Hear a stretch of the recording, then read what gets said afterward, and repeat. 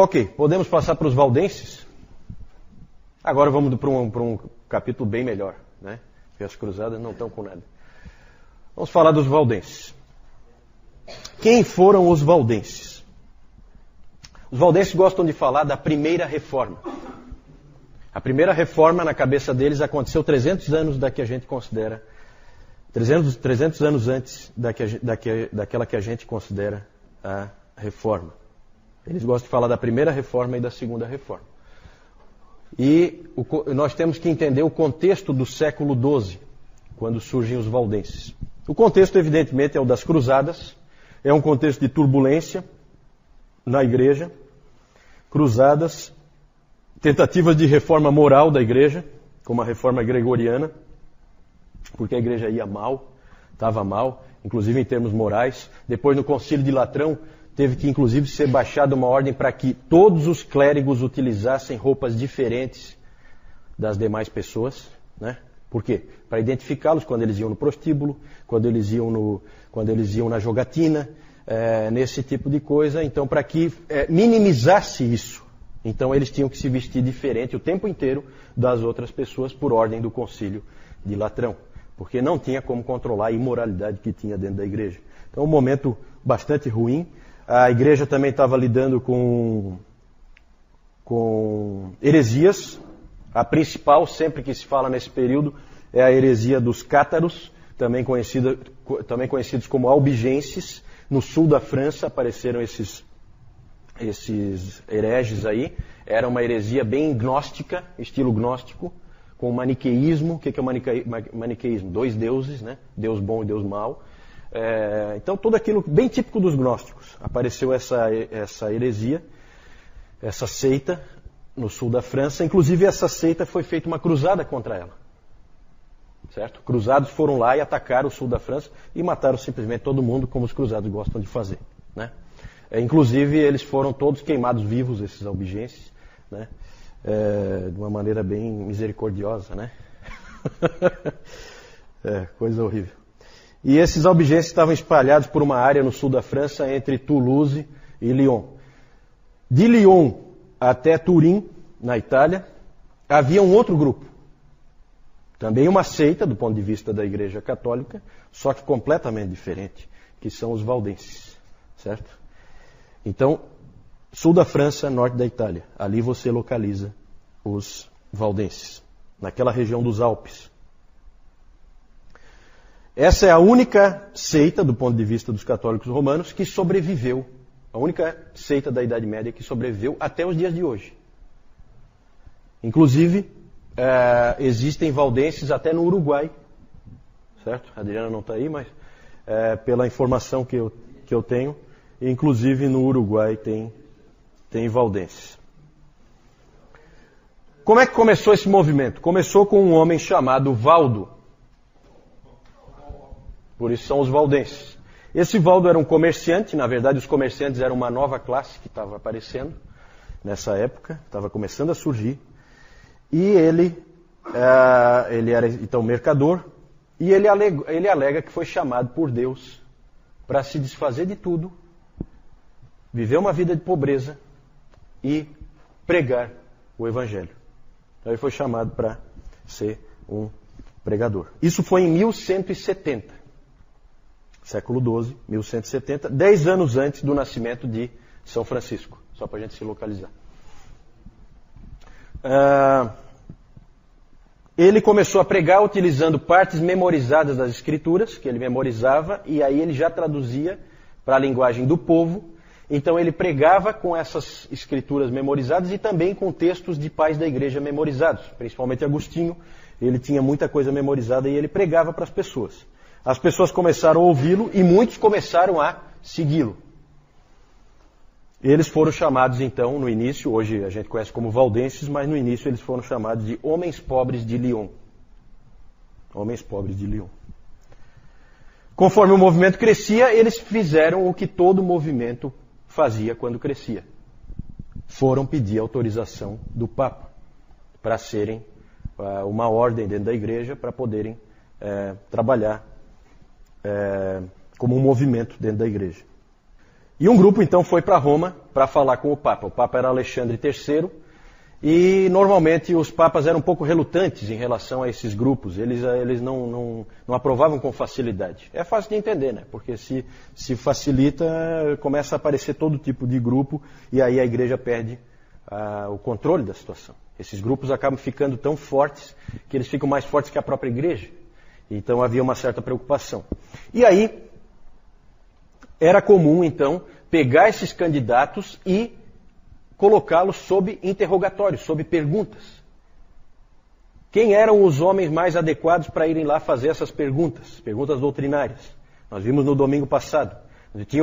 Tínhamos uma ordem específica, que era uma ordem de homens que se dedicavam ao estudo, se dedicavam a livros.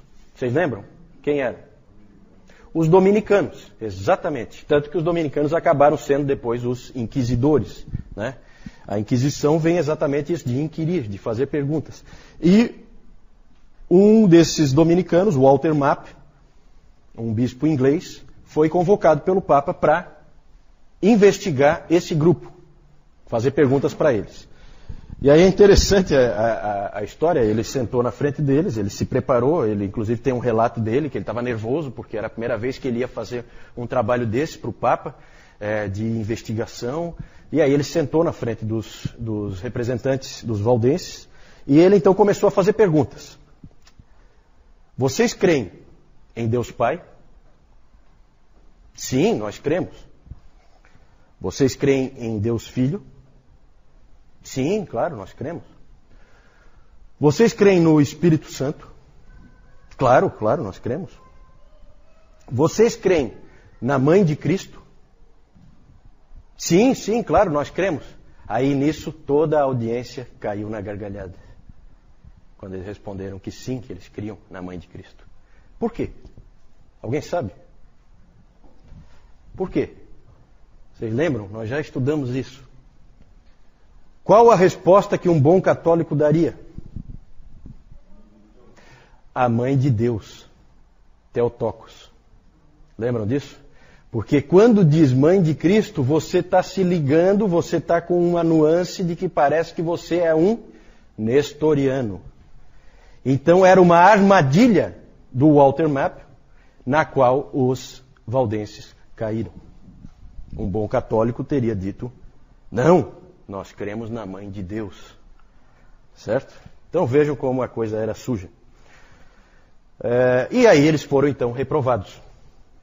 O Papa não se importava nem um pouco se eles queriam ser pobres. Pode ser pobre o que quiser, mas não pode pregar. Então, estavam proibidos de pregar. Eles só poderiam pregar se o arcebispo da região deles permitisse. Mas o arcebispo proibiu. O que aconteceu? Eles pregaram mesmo assim. Sabe por quê? Porque o Valdo chegou, reuniu o povo dele e disse, gente, importa mais obedecer a Deus do que aos homens. Onde é que está isso? Quem é que falou isso? Pela primeira vez? Pedro, lá em Atos capítulo 5, né? Pedro faz essa afirmação e por isso é que o Valdo começou a ser chamado dali para frente de Pedro Valdo, porque o nome dele não era Pedro. É mais ou menos como o Francisco, que nunca se chamou Francisco, né? Então essas coisas malucas. Então Pedro Valdo, ele passou a ser Pedro porque ele usou essa afirmação do Pedro. E aí eles continuaram então pregando mesmo contra a ordem da igreja. E eles pregavam mesmo, tá? Esse é um grupo de pregadores, esses valdenses. O arcebispo então expulsou todos eles. Que erro, né? No que ele expulsou todos eles, eles se espalharam pela Europa. Primeiro estavam todos juntos, aí eles se espalharam. Então, na verdade, foi aquele típico erro estratégico.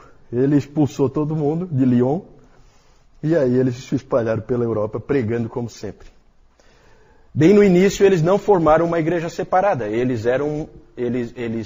batizavam os filhos na igreja católica, normalmente. Eles participavam da comunhão uma vez por ano, como era a prática naquele tempo, né? Uma vez por ano, tá? Tinha ceia, né?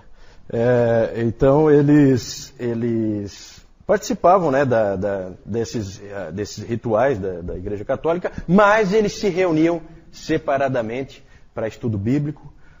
Lá eles tinham líderes, né? É engraçado porque os pastores ou presbíteros na Igreja Católica eram chamados de padres, né? Até hoje são padres. E aí eles chamavam então esses líderes deles de tios. Eles eram os tios, né? Eram líderes leigos, que eram então líderes dos valdenses. Então eles tinham esses pequenos grupos que se reuniam nas casas, e aí eles foram duramente perseguidos pela igreja, porque apesar deles não terem formado uma outra igreja, eles eram considerados uma igreja dentro da igreja, uma eclesiola em eclésia. Então eles foram perseguidos. A Igreja Católica fez de tudo para exterminá-los, mas eles se escondiam nos Alpes, no norte da Itália, e no sul da França. Eles se escondiam, eram difíceis de caçar. O que esses indivíduos criam? Primeiro aspecto é a pobreza. Eles valorizavam a pobreza. O Pedro Valdo disse o seguinte: nós decidimos viver pelas palavras do Evangelho, essencialmente as do Sermão do Monte e dos Mandamentos. Isso significa viver em pobreza, sem preocupação com o dia de amanhã. Mas nós também cremos que aqueles que permanecem no mundo fazendo o bem serão salvos. Então eles colocavam aquilo como uma coisa que eles seguiam, porque eles achavam que para eles era bom, mas não colocavam como, nós estamos sendo salvos por isso. Não, tá? Tinham o Sermão do Monte como o guia de suas vidas. Isso é a coisa mais marcante dos valdenses. O Sermão do Monte era o guia da vida deles. Eles viviam de acordo com aquilo. Isso fazia com que eles buscassem então a pobreza, eles achavam que isso indicava que eles tinham que ser pobres. Fazia com que eles se opusessem completamente a qualquer forma de violência. E também eles achavam que o Sermão do Monte proibia juramentos, então eles não juravam também, certo? Em situação alguma.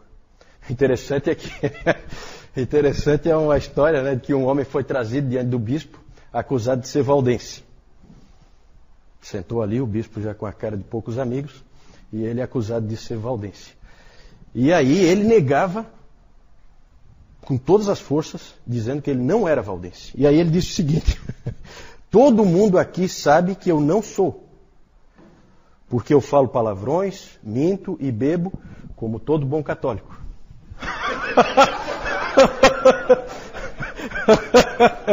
Essa é uma história interessante. A história é interessante. Eu acho que ele escapou. Não sei se complicou ou não sei se piorou a situação, mas acho que ele escapou.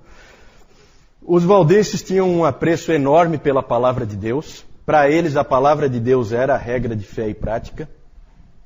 Então começa, gente, a aparecer aqui os primeiros sinais da reforma. A reforma não apareceu do dia para a noite. Não foi um homem que fez a reforma. Não se iludam quanto a isso. Isso é um castelo que vai sendo construído, certo? Cada um dá a sua contribuição, o outro e o cara que vem no final constrói em cima dos que já vieram antes. É assim que funciona. Depois nós vamos falar mais disso, porque hoje é muito legal esse nosso encontro. Hoje é o nosso 5º encontro e é muito bacana porque nós vamos começar a chegar para onde Deus queria levar o seu povo, para perto da palavra. E com esses valdenses isso começou. Começamos a ir para perto da palavra com eles. Eles então, o que eles faziam? Eles traduziam, ensinavam e pregavam a palavra, porque para eles a palavra era tudo. Então eles tinham esse esforço. Outro aspecto. Aí tem uma questão muito interessante sobre eles.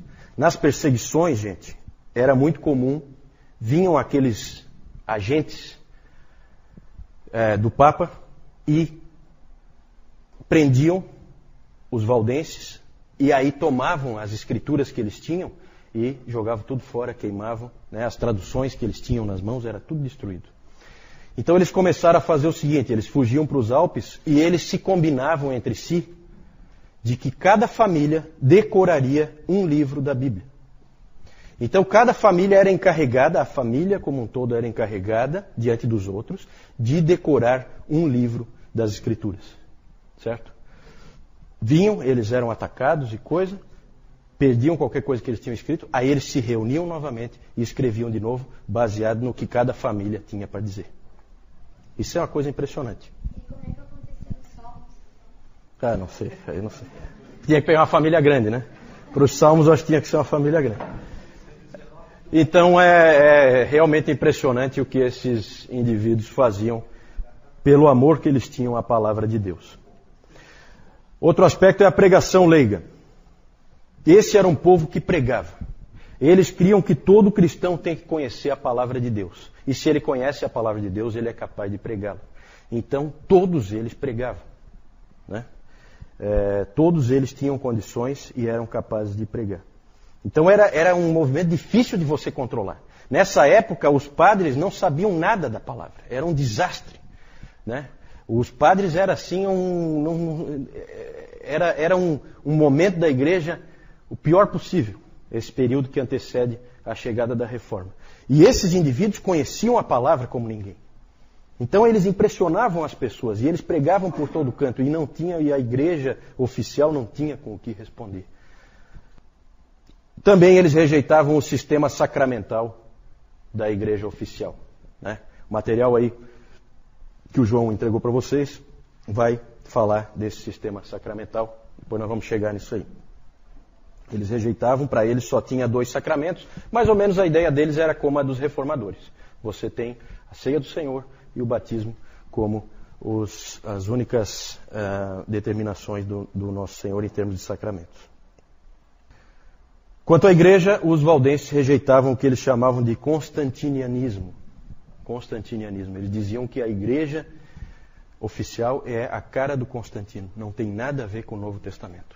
Né? Dentro daquela ideia de que a igreja romana nada mais é do que um fantasma do Império Romano. Né? Com toda a sua pompa, a sua hierarquia, os seus jogos de poder. Né? O que tem aquilo ali a ver com o Novo Testamento? Nada. E os valdenses perceberam isso perfeitamente. Para eles aquilo tinha tudo a ver com Constantino, o imperador. Nada com o Novo Testamento, nada com Jesus Cristo. Quando chegou a reforma, gente, para encerrar essa parte dos valdenses, quando chegou a reforma, os reformadores de Genebra, Calvino e companhia, uma equipe foi lá falar com os valdenses lá no norte da Itália.